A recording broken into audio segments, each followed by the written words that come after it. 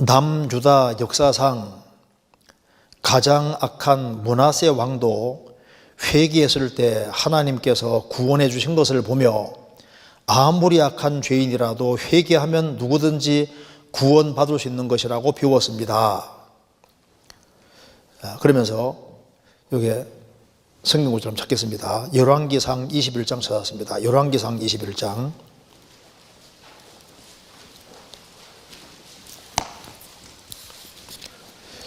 21장 27절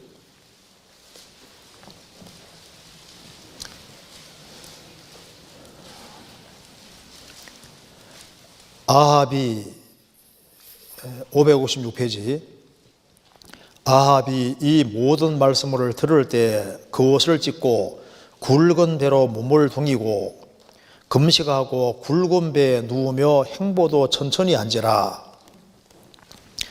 여호와의 말씀에 디셉 사람 엘리야에게 임하여 가라사대 아합이 내 앞에서 겸비함을 내가 보느냐. 저가 내 앞에서 겸비함을 인하여 내가 재앙을 저의 시대에 내리지 아니하고 그 아들의 시대에야 그 집에 재앙을 내리라 하셨더라. 그래서 그러면 북이스라엘 왕 아합도 회개했을 때 하나님께서 재앙을 보류하셨는데 이것도 구원받은 것으로 봐야 할지 아니면 다른 경우로 봐야 할지 궁금하여 질문을 드립니다. 남역사 여기 이제 아합이 구원받았을까 하는 질문입니다. 여기 남유다 역사상 가장 악한 므낫세 왕도 회개했을 때 하나님께서 구원해 주셨다. 그렇죠. 그리고 여기에 므낫세는 구약시대 때 가장 많은 사람을 죽인 대표적인 사람입니다. 그리고 가장 악한 왕이었잖아요. 그런데 이 므낫세 왕이 구원을 받았다는 건 확실합니다. 왜 그러냐면은 여기에 므낫세는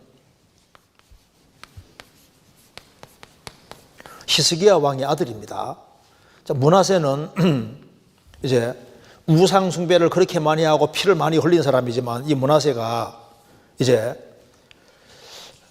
하나님 앞에 죄를 많이 지어서 하나님께서 이제 이 므낫세가 전쟁에 포로로 잡혀가서 이제 감옥 속에 갇힙니다.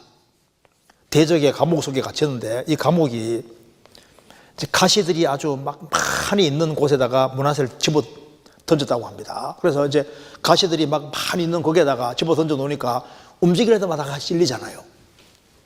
그래서 이 감옥 안에서 아주 고통하면서 제정신이 딱 들어온 겁니다. 그래서 내가 섬긴 우상이 전부 다 거짓이구나 하는 걸 깨닫고 그래서 하나님께 간절히 기도해서 그가 극적으로 이제 이 감옥에서 벗어나서 다시 왕위를 차지합니다. 그리고 이제 그 다음에는 우상을 자기가 제하고 그는 정말 구원받은 것을 확실하게 드러낸 거예요.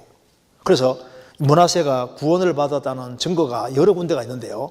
자, 므낫세의 아들이 아몬입니다. 근데 아몬은 아버지 말을 안 들어요.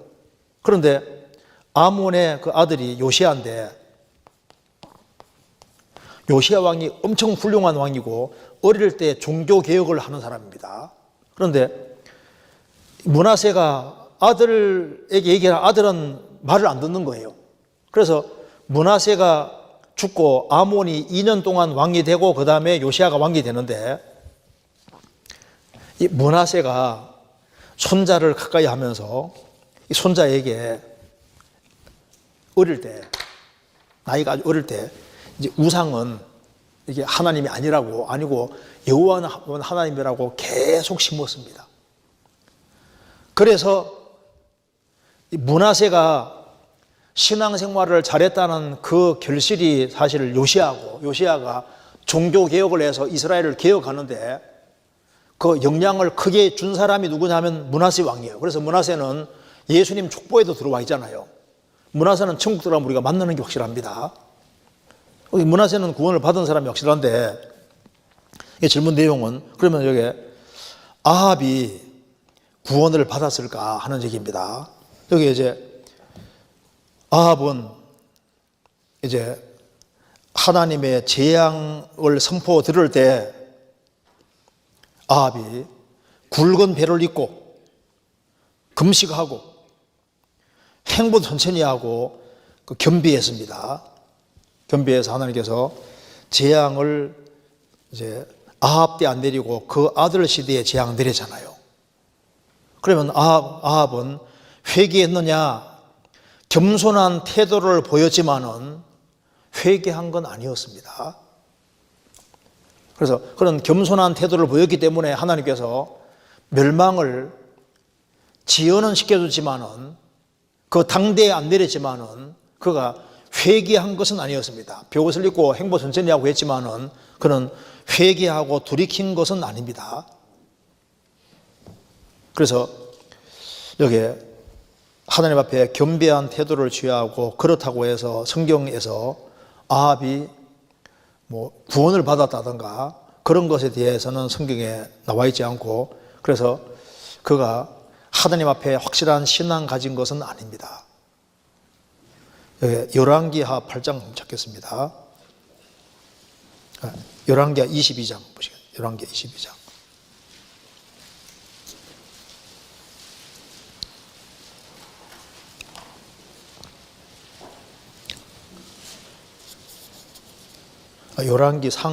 열왕기상 22장.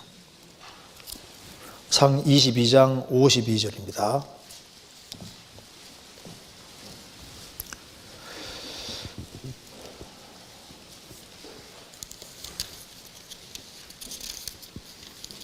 여기 아하시아 왕에 대해서 얘기를 하면서 52절에 저가 여호와 보시기에 악을 행하여 그 아비의 길과, 그 아비가 아합입니다. 아합의 길과 그 어미의 길과 이세벨의 길과 이스라엘로 범죄케 한 느바세 아들 여로보암의 길로 행하며, 여기 아하시아 왕은 세 가지 길을 고집했다. 그러니까 아합의 길을 고집했다. 그 다음에 이세벨의 길을 고집하고 이스라엘로 범죄케 한 느바세 아들 여로보암의 길을 고집했다. 여기에 왜 성경에서 이 아비의 길을, 이렇게 아합의 길이 나와 있냐면, 아합은 그렇게 많은 기적을 봤잖아요. 그 아합 옆에 누가 있었습니까? 엘리야, 미가의 선지도 있었습니다.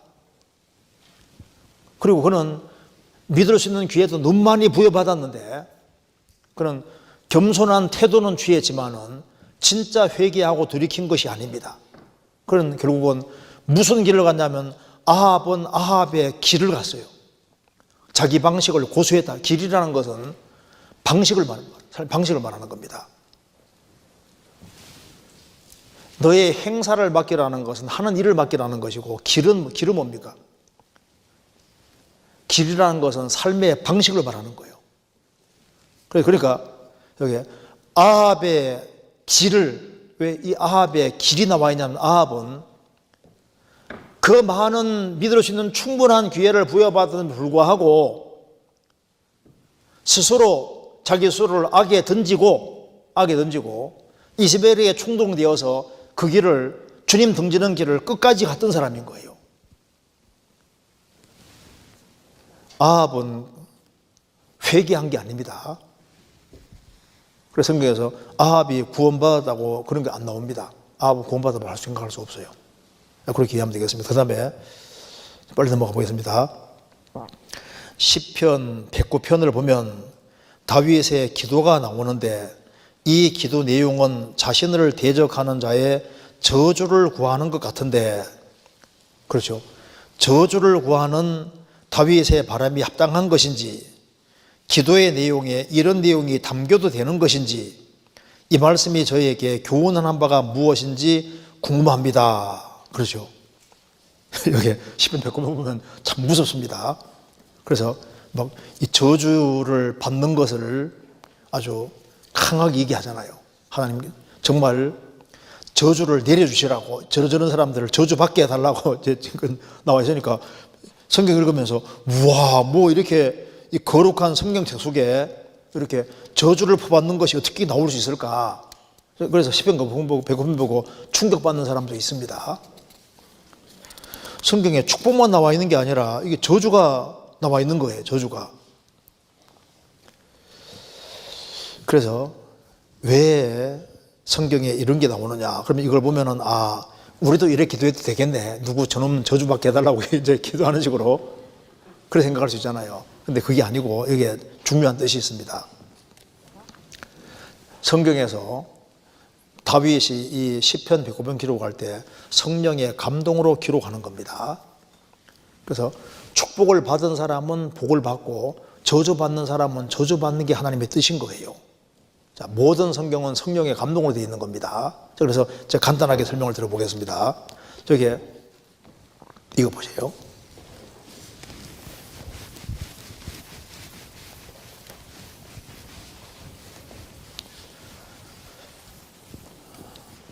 자, 먼저 이사야 61장에 보면은 예수님에 대해서 예수님이 오실 것을 말씀하시면서 예수님이 오시면은 은혜를 전파하러 오신다. 은혜의 해와 우리 하나님의 신원의 날을 신원의 날 원수 갚는 겁니다. 나를 전파한다고 했는데 예수님이 오시면은 은혜의 해와 해가 이어옵니다. 은혜의 해와 신원 원수 갚는 날을 전파한다고 했는데 이사야 61장을 성경 누가복음 4장에서는 예수님이 인용하시면서 은혜의 해를 전파하게 하라 하심이라 하고 신원의 날 원수 갚는 날을 주님께서 빼놨습니다. 왜? 요건 초림이고 이건 재림이니까. 그러니까 하나님은 은혜도 주시고 재림할 때는 원수도 갚는 거거든요. 그런데 초림할 때는 은혜 주러 오셨으니까 은혜의 해를 전파하심이라고 끝을 냈다 그 말입니다. 자, 여기 시편 34편에도 보시면은 하나님의 얼굴은 자기에게 강구하는 자에게 향하시고 그다음에 악을 행하는 사람을 향해서는 하나님께서 자취를 땅에 끊는다고 했거든요. 그런데 두 개가 기록되어 있는데 신약 베드로 전서 3장에는 인용하기를 악인의 자취를 끊는다는 말은 빼놓고 악인을 향해서는 얼굴을 대한다 고까지만 써놨습니다. 한번 찾아볼까요? 여기 시편 34편을 먼저 보시다. 잠깐 보세요.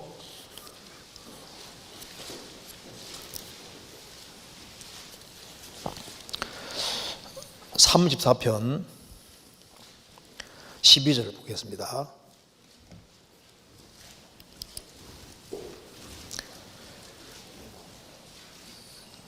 생명을 사모하고 장수하여 복받기를 원하는 사람이 누구뇨? 내 혀를 악에서 금하며 내 입술을 괴사한 말에서 금할지어다. 악을 버리고 선을 행하며 화평을 찾아 따를지어다. 여호와의 눈은 의인을 향하시고 거기는 저희 부르짖음에 기울이시는도다. 그 다음 16절을 보시겠습니다. 여호와의 얼굴은 행악하는 자들을 대하사 저희의 자취를 땅에서 끊으려 하시는도다. 이렇게 되죠. 근데 이걸 신약에 인용한 거 보시겠습니다. 이거 잠깐 접고 찾아봅시다. 베드로전서 3장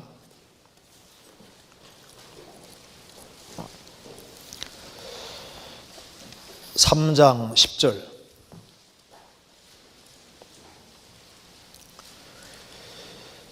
그러므로 생명을 사랑하고 좋은 날 보기를 원하는 자는 혀를 금하여 악한 말을 그치며 그 입술로 괴휴를 말하지 말고 악에서 떠나 선을 행하고 화평을 과일을 좇으라. 주의 눈은 의인을 향하시고 그의 귀는 저의 강구에 기울이시되 주의 낯은 악행하는 자들을 향하시느니라 하였느니라. 주의 낯은 악한 자들을 향하시느니라 하였느니라. 구약이 어떻게 되었습니까? 행악하는 자들을 대하사 저희 죄를 땅에서 끊으려 하시는 도대 되죠. 주님이 지금 구원 은혜 시대이기 때문에 구원 안 받은 사람을 향해서 딱 얼굴을 쳐다보고만 있다가 예수님 재림하시면 어떻게 하는 겁니까? 재림하시면 저희의 자취를 땅에서 끊어버리는 거예요. 그런데 베드로 사도는 구약을 인용하면서 은혜 시대이기 때문에 하나님께서는 악행하는 자들을 딱 대해서 얼굴로 쳐다보고만 있다가 은혜 시대 끝나면은 땅에서 끊으시는데, 은혜 시대이기 때문에 여기에 대하사 여기까지만 인용해놨다 그 말입니다. 그러니까 한 문장 안에 초림과 재림이 붙어 있는 거예요.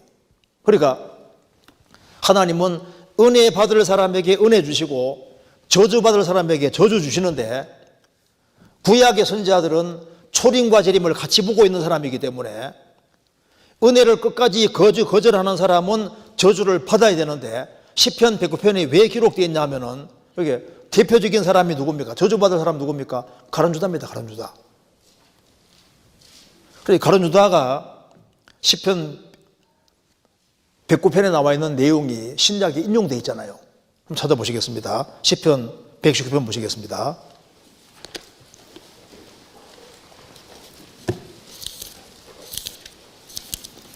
시편 109편에 8절.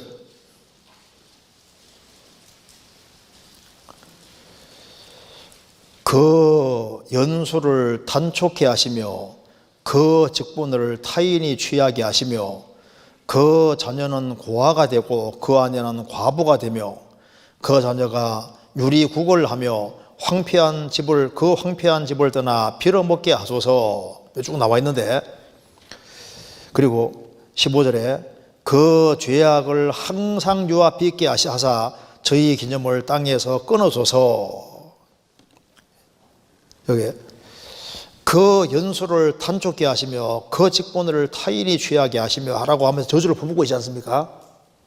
그러면서 여기 인용되어 있는 거 보시겠습니다. 사도행전 1장.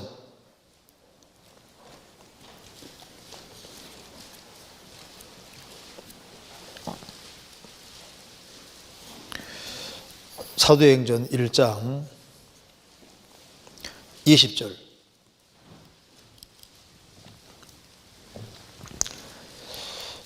시편에 기록하여서되 그의 거처로 황폐하게 하시며 거기 거하는 자가 없게 하소서 하였고, 또 일러서되 그 직분을 타인이 취하게 하소서 하였도다. 시편 69편을 인용하면서 그의 거처로 황폐하게 하시며 거기 관한 자가 없게 하였고 하소서 하였고, 시편 69편이 예수님에 대한 예언이잖아요. 예수님을 끝까지 배쳐가는 사람들은 심판을 받는 것이 마땅하다 그 말입니다. 그러면서 또 그 직분을 타인이 취하게 하소서 하였도다. 그러면서 가룟유다 직분을 이제 타인이 취해야 되니까, 그래서 유다 대신에 제부와 마띠아를 얻었지 않습니까? 그러니까 하나님의 뜻이 뭐냐 하면은, 지금 우리가 은혜 시대에 살고 있는데 은혜 시대 끝나면은 저주받을 사람은 저주받는 게 하나님의 뜻이에요. 성경은 축복의 책인 동시에 저주의 책입니다. 성경에 얼마나 화가 많이 전파되어 있는데요. 그래서 벌받을 사람은 벌받는 것이 하나님의 뜻인 거예요. 그 성경에 상상할 수도 없이 많은 저주가 기록이 되어 있습니다. 그런데 그 저주를 받아야 될 사람은 저주를 받게 되는 것이 주님 뜻이니까, 그래서 성경 저주의 시편은 무조건적인 저주가 아니라 끝까지 하나님을 등지는 길을 택하는 그 사람은 저주를 받는 게 하나님의 뜻이다 그 말입니다. 하나님 저주를 내리려고 하는 게 아닙니다. 그러니까 이게 성령의 감동으로 그렇게 믿을 수 있는 기회를 충분히 부여받았음에도 불구하고까지 그리스도를 팔아먹고 등지는 그런 사람은 당연히 저주를 받게 될 것을 성령의 감동으로 기록하고 있는 거예요. 이해되시죠? 그렇게 이해하면 된다고 말입니다. 보니까 시간이 벌써 3시 반이 돼가지고 일단 여기까지만 얘기하고 다음에도 하도록 합시다. 네, 같이 기도하시겠습니다. 자비로우신 우리 아버지 하나님, 저희들을 주의 보배로운 피로 구원해 주신 것을 감사합니다. 또 주 안에서 상상할 수 없는 은혜와 축복을 받게 해주심도 감사합니다. 하지만 아직까지 우리 주변에 이 귀한 복음을 알지 못하고 헤매는 영혼들이 너무나도 많이 있습니다. 그 영혼들을 주님 품으로 인도할 수 있도록 더욱 역사해 주시고 도와주옵소서. 주 안에서 다 귀하게 쓰임받도록 더욱 도와주옵소서. 우리 구주 예수 그리스도 이름으로 기도하옵나이다. 아멘. 예, 수고하셨습니다.